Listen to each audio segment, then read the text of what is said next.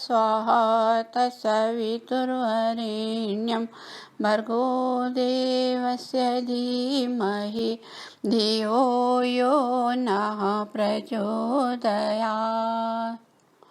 ॐ यो भूतं च भव्यं च सर्वं यश्चाधितिष्ठति स्वर्यस्य च केवलं तस्मै ज्येष्ठाय ब्रह्मणे नमः। उस महान जगदीश्वर को है अर्पित मेरा नम्र प्रणाम, नम्र प्रणाम। भूत भविष्यत वर्तमान का जो प्रभु है सबका स्वामी, निर्विकार आनंद रूप वो प्रभु है सबका अंतर्यामी। पृथ्वी जिसके चरण तुल्य है, अंतरिक्ष है उदर समान, मस्तक पर जिनके तारों का तीन लोक है ज्योतिर्मान। उस महान जगदीश्वर को है अर्पित मेरा नम्र प्रणाम, नम्र प्रणाम।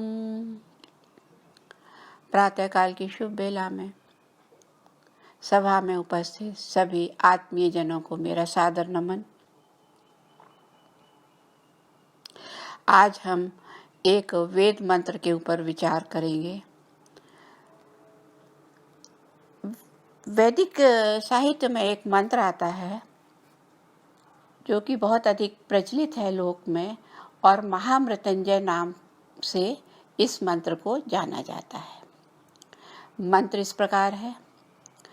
ओम त्र्यंबकं यजामहे सुगंधिं पुष्टिवर्धनम् उर्वारुकमिव बंधनात् मृत्योर्मुक्षीयमामृतात्। यह मंत्र ऋग्वेद के 7वें मंडल के का 59वें सूक्त का 12वां मंत्र है। इस मंत्र के बारे में ऐसी मान्यता है कि इस मंत्र के जाप से मृत्यु पर विजय पाई जा सकती है। आइए इसी मंत्र पर हम कुछ चर्चा करेंगे।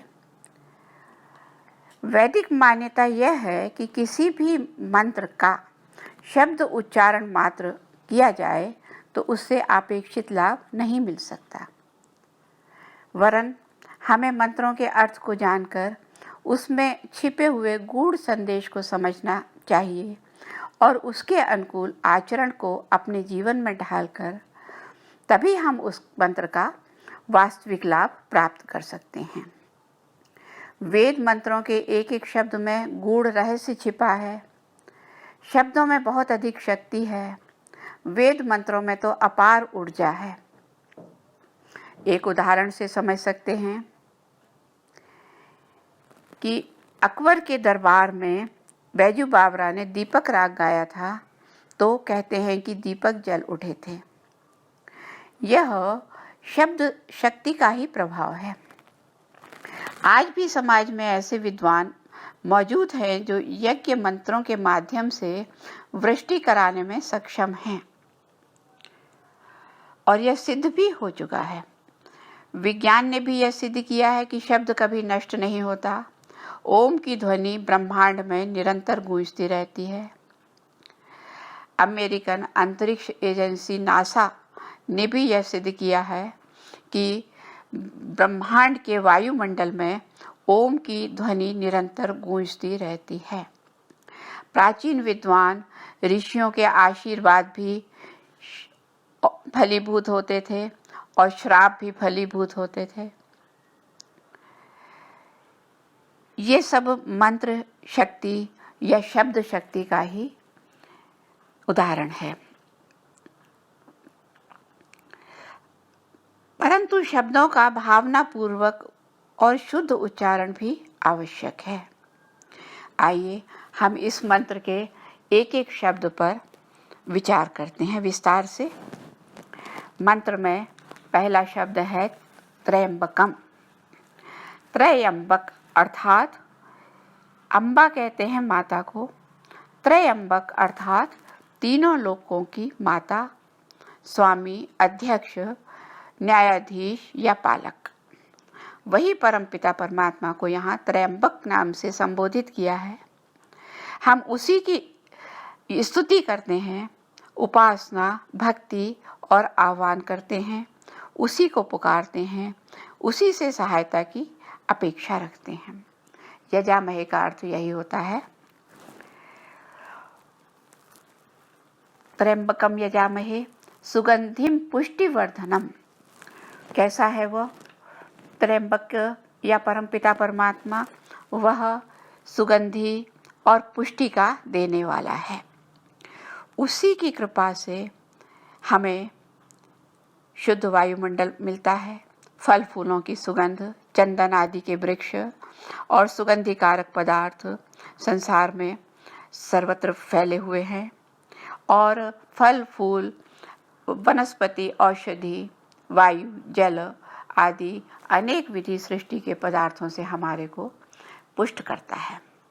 वह पुष्टि को बढ़ाने वाला है। किस प्रकार? इसमें उपमा दी गई है उर्वारुक से। उर्वारुक कहते हैं उर्वारुकमिव, उर्वारुक कहते हैं खरबूजे को। इसमें खरबूजे से उपमा दी गई है उस त्रयंबक की कि जिस प्रकार खरबूजा पकने पर पुष्ट होता है और सुगंधि कारक होता है, उसी प्रकार वह परमात्मा भी हमारे लिए सुगंधि और पुष्टि का देने वाला है। वह परमात्मा हमें मृत्युर्मुक्षी माँ अमृतात्, मृत्यु के बंधन से छुड़ा दे। परंतु माँ अमृतात् अर्थात अमृत्व के बंधन से नहीं।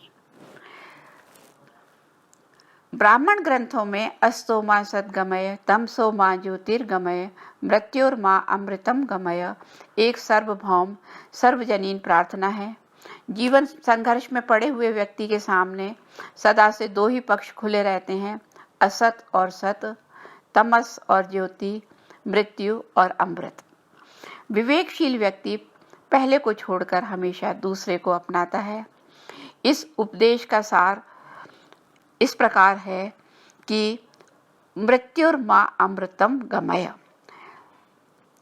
इसी तथ्य को ईश्वर वाणी में इस प्रकार कहा है, हे प्रभु मुझे मृत्यु बंधन से छुड़ा, अमृत से नहीं। इस मंत्र में भक्त की या प्रार्थी की या मुमुक्षु कहे मुमुक्षु की ये टेक होती है, परमात्मा से ये पुकार होती है, हे भगवान मुझे मृत्यु के बंधन से छुड़ा दे, अर्थात मैं मृत्यु विजय प्राप्त कर लूं। आइए सर्वप्रथम तो यह समझना आवश्यक है कि मृत्यु विजय है क्या। हम मृत्यु विजय किसे कहते हैं? देखिए, मृत्यु तो अवश्यंभावी है। जो प्राणी जन्म लेता है उसकी मृत्यु होना निश्चित है। परंतु मृत्यु विजय किसे कहते हैं? मृत्यु जीवन का लक्ष्य अमृत की प्राप्ति है। अमृत की प्राप्ति में जो समय अभीष्ट है उसे आयु कहते हैं और वेदों में यह आयु 100 वर्ष की कही गई है। जीवेम शरदः शतम। अमृतत्व प्राप्त होने के लिए मृत्यु को पास न आने देना ही मृत्यु विजय है। अर्थात यदि हमारा जीवन लंबा होगा, हमारा दीर्घ जीवन होगा, तो हम जीवन में अपने जीवन को सुचारू रूप से जीवन में धर्म, अर्थ, काम और मोक्ष के लिए पुरुषार्थ चतुष्टय के लिए हम प्रयत्न कर सकेंगे। इसलिए इस मंत्र में मृत्यु विजय की कामना की गई है, अर्थात मैं शीघ्र ही मृत्यु के वश में न आऊं। अब इस मंत्र में का विशेषता यह है कि इसमें भक्त को या मुमुक्षु को अपने जीवन की पहचान, अपने जीवन को उर्वर रुख के समान देखे कि उसमें खरबूजे में जो गुण हैं वो अपने जीवन में यदि वह उन गुणों को धारण करता है तो निस्संदेह वह मृत्यु प्राप्त या मृत्यु विजय कर सकता है, अर्थात शीघ्र मृत्यु पाश में नहीं आएगा। तो कुछ विशेषताओं को लेकर के हम खरबूजे का उदाहरण लेकर के उससे हम तुलना करेंगे भक्त के जीवन की, उसके हृदय की, कि वास्तव में वह अमृतत्व को प्राप्त करने का की योग्यता उसने प्राप्त की है या नहीं। हम कुछ उदाहरणों से समझने का प्रयास करेंगे। सबसे पहला जो विशेषता होती है खरबूजे की वो यह है कि वह पकने के ऊपर जब वह पक जाता है तो वह स्वयं डाल से छूट जाता है, अर्थात उसको खींच करके तोड़ना नहीं पड़ता और वह स्वयं डाल से लुढ़क जाता है और पकने के बाद अपने आप पृथक हो जाता है डाल से। और जब पृथक हो जाता है तो उसकी सुगंधी चारों ओर फैल जाती है और उसकी सुगंध से किसान को पता लग जाता है कि खरबूजा पक गया, पका हुआ खरबूजा है खेत में, तो वो उसको जा करके उठा लेता है। तो भक्त को कहा है, भक्त के लिए ये आदेश है कि भक्त भी जिस समय अपने जीवन काल में जब अपने त्रिगुणात्मक प्रकृति से इसी प्रकार ऊपर उठ जाए, इसी प्रकार अलग हो जाए कि उसे तोड़ करके अलग ना करना पड़े, वह अपने आप ही उससे अलग हो जाए, अर्थात सांसारिक भोगों को करने के बाद वो स्वयं ही इनसे ऊपर उठ जाए, इनका त्याग करके और अपनी मंजिल की ओर आगे बढ़ जाए। तो एक तो ये गुण हुआ कि वो खरबूजा स्वयं अपनी डाल से छूट जाता है। तो उसके लिए दूसरा जो है दूसरी पहचान खरबूजे से की यह है कि उसकी गंध, जो परिपक्व फल होता है वह अपने पकने की पहचान अपनी गंध से देता है। उसकी गंध से आसपास का वातावरण सुगंधित हो जाता है। जिस प्रकार इत्र की शीशी का ढक्कन खुलने से वातावरण सुगंधित हो जाता है, इसी तरह डाल से फल अलग हुआ कि चारों ओर सुगंध फैल गई। निष्कर्ष यह निकला कि बिना बंधे सुगंध उत्पन्न नहीं होती और बिना छूटे सुगंध फैलती नहीं है। इसी प्रकार मुमुक्षु को यह देखना है कि तू जीवन की फल, तेरे जीवन की सुगंध, पुण्य गंध दिग दिगांत में व्याप्त हुई या नहीं। यदि हो गई तो अपने को मुक्ति का पात्र समझना, अन्यथा यह समझना कि अभी मैं कच्चा हूँ। वासना की डाल ने अभी गंध को रोका हुआ है और निरंतर पकते रहने का प्रयास करते रहो। तीसरी पहचान है उसका रंग रूप। जहाँ उसकी अंतरात्मा सुगंध से परिपूर्ण हो, वहाँ बाहर का रंग रूप भी आकर्षक हो, इतना आकर्षक कि निकट आने वाले पर अपना रंग चढ़ा दे। जैसे खरबूजे को देखकर खरबूजा रंग पकड़ता है, खरबूजा अपने उसके पास में दूसरा खरबूजा आने पर वह अपना प्रभाव दूसरे पर डालता है। इसी प्रकार अपने जीवन की परिपक्वता की जांच करना कि तेरी संगति में कोई मनुष्य आए या तेरा पड़ोसी या तेरे आसपास के लोगों पर तेरा रंग चढ़ा कि नहीं, यह जीवन की तीसरी पहचान है। अमीचंद, श्रद्धानंद, स्वामी दयानंद के संपर्क में आए और उनका जीवन बदल गया। चौथी पहचान यह है कि परिपक्व खरबूजा रस से भरा हुआ होता है।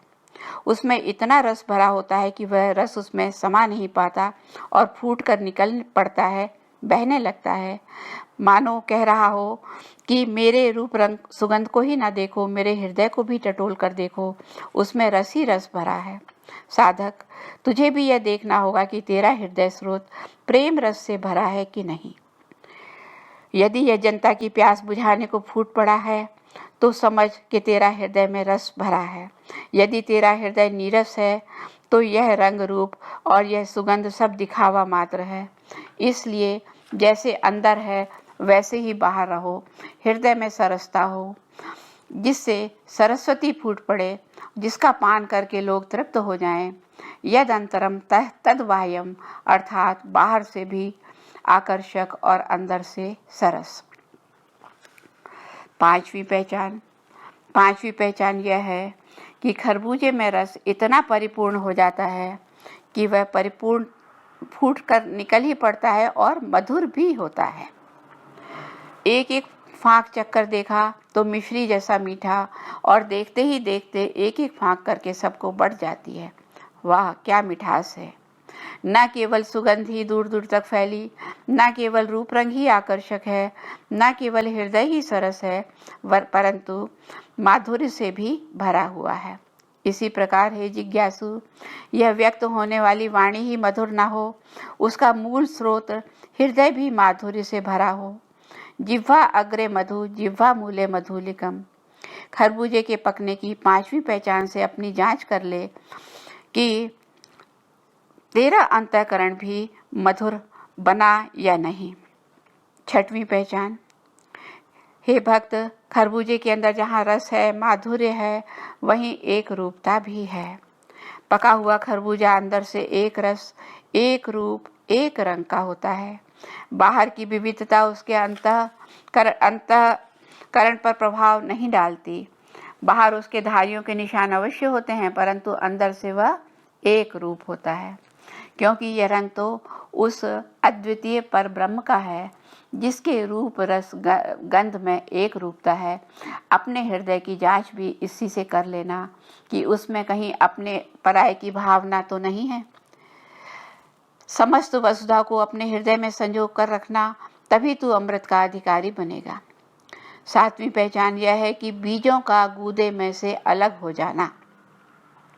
पके हुए खरबूजे की यह पहचान है कि जब वह पक जाता है तो उसके अंदर जो बीज होते हैं वो सिमट करके बीच में आ जाते हैं और वह गूदे को छोड़ देते हैं।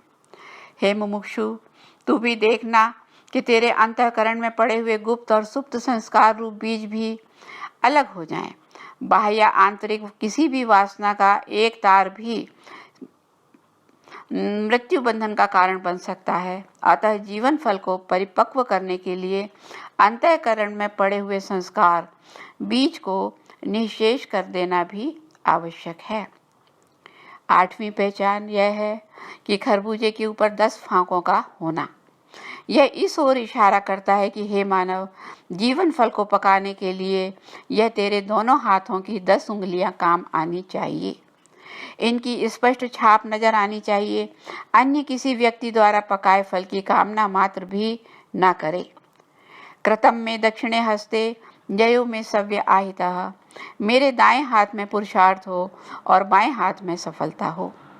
मेरे पुरुषार्थ का फूल मैं स्वयं भी उपभोग करूं, औरों को भी कराऊं। खरबूजे के छिलके पर 10 फांकों के चिन्ह 5 ज्ञान इंद्रियां और 5 कर्म इंद्रियों के पुरुषार्थ से भी हैं, परंतु पुरुषोत्तम वही है जो इस फल की कामना से भी ऊपर उठ करके रहता है। पुरुष सूक्त में ऐसे व्यक्ति को अत्यतिष्ठ दशांगुलम कहा है। दशांगुल छिलके का अतिक्रमण करके ही उसके अंदर भरे हुए मीठे रस का स्वाद ग्रहण कर सकता है।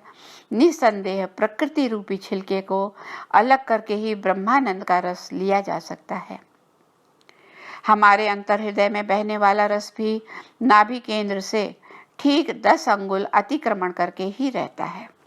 यदि उसका पान करना है तो हमें भी अपनी पुरुषार्थ के बाद में जो फल मिला है उसकी वासना से ऊपर उठकर ही हम उसका अनुभव कर सकते हैं। 9वीं पहचान क्या है? 9वीं पहचान यह है कि जिस प्रकार खरबूजे की बेल अपने आसपास के वृक्ष या समीप के आश्रय पर फैल जाती हैं और उसमें जो तंतु निकल आते हैं वो जड़ें जमा लेते हैं और उससे भोजन लेते हैं, उससे बेल फलती फूलती है। परंतु एक तंतु ऐसा होता है जो फल के मूल में लगा रहता है और जब वह सूखने लगता है तब वह फल के पकने की सूचना माली को देता है। इसी प्रकार मृत्यु की यह बेल जिसमें हम सब खरबूजे की तरह जुड़े हुए हैं, प्रकृति पंजे को जमाकर भोजन लेती है, पानी लेती है, परिपक्व होती है और जब जीवन फल के तृष्णा तंतु सूखने लगें तो समझ लेना कि अब छूटने का समय निकट आ गया है। गृहस्थ आश्रम से वानप्रस्थी बनने की यह एक पहचान है। बालों के पकने के साथ साथ वासनाएं भी पककर झड़ जाना चाहिए, तभी तू मोक्ष का अधिकारी, मोक्ष का पात्र बन सकेगा। 10वीं पहचान यह है कि यदि कच्चे फल को उंगली से इशारा करेंगे तो वह सड़ जाएगा। हाथ से छुओ, इधर उधर रखो तो कुछ नहीं बिगड़ता, परंतु उंगली दिखाने से फल सड़ जाता है। हे मुमुक्षो, तुम सावधानी बरतना, कोई ऐसा कार्य न कर बैठना कि लोगों की उंगली तुम्हारी तरफ उठने लगे, नहीं तो तेरा जीवन फल मुरझा जाएगा। साधक, देखना कि उंगली उठी नहीं कि जीवन फल मुरझाया। हाथ मिलाने, पंजा बढ़ाने अथवा दोनों हाथ मिलाकर नमस्ते करने में प्रसन्नता का अनुभव होगा, बस उंगली ना उठवाना, सावधान रहना। इस प्रकार हमने 10 खरबूजे की विशेषताओं की तुलना मुमुक्षु के जीवन से करने का प्रयास किया। मुमुक्षु अपने जीवन में यह देखे कि वास्तव में उसके अंदर जो पके हुए खरबूजे में जो गुण हैं वो गुण उसके जीवन में प्रकट हुए या नहीं। यदि उसके जीवन में वह गुण प्रकट हुए तो समझिए कि वह मृत्यु विजय का अधिकारी है। और मृत्यु विजय का अधिकारी होना ही मृत्यु को शीघ्र मृत्यु के पास में शीघ्र न आने को ही हम मृत्यु विजय या मृत्यु बंधन से छूटने की प्रार्थना प्रभु से करते हैं। इस मंत्र में मृत्यु के बंधन से छूट करके अमृतत्व की प्राप्ति का यही भाव है कि हम शीघ्र मृत्यु के बंधन में ना आए और हम परमात्मा के सानिध्य से अमृतत्व के बंधन से कभी अलग ना हों, क्योंकि परमात्मा का रस जो है वो अक्षय है। उस आनंद से हम हमेशा जुड़े रहना चाहते हैं। हमारी हमेशा यही इच्छा रहती है कि हम मर्त्यवेल से छूट करके हम उस त्रयंबक से जुड़ जाएं, क्योंकि उससे जुड़े बिना मानव जीवन का कल्याण नहीं है।